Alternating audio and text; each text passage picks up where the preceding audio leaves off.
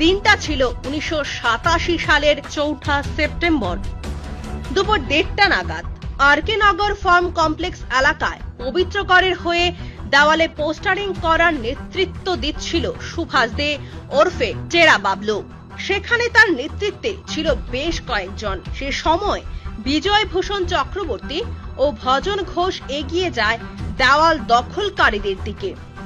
কংগ্রেসের দখলে থাকা দেওয়ালে যাতে কোনো কিছু লেখা না হয় তার জন্য বিজয়বাবু ভজনবাবু মানা করেন পবিত্র করের লোকেদের। এ নিয়ে সুভাষ দে অর্থাৎ টেরা বাবলুর সাথে বিজয় বাবু এবং ভজন বাবুর বাগ বিতণ্ডা শুরু হয়। এক সময় পবিত্র করের ঠ্যাঙারে বাহিনী আক্রমণ করে বসে বিজয় বাবু ও ভজন বাবুর উপর।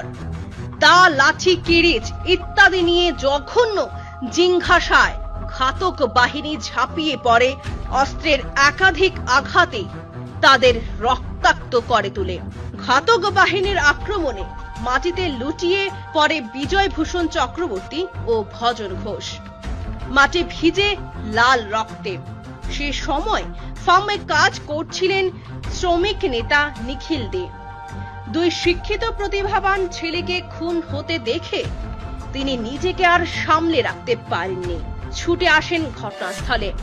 কিন্তু ঘাতক বাহিনীর আক্রমণ থেকে তিনিও রক্ষা পাননি। পবিত্র করের ঠেঙারে বাহিনীর একটি কিরিচ এফার ওফার করে দেয় নিখিলদের দেহ। বাবাকে খুন করে ফেলছে পবিত্র করের ঠেঙারে বাহিনী, একথা শুনতে পেয়ে ঘটনাস্থলে দৌড়ে আসেন নিখিলদের বড় ছেলে বিশু দে। কিন্তু ঘাতক বাহিনীর কিরিচ তাকেও বিদ্ধ করে। ওই দিনের ঘটনার কথা বলতে গিয়ে এখনো শিউরে উঠেন শহীদ নিখিলদের ছেলে শ্যামল দে।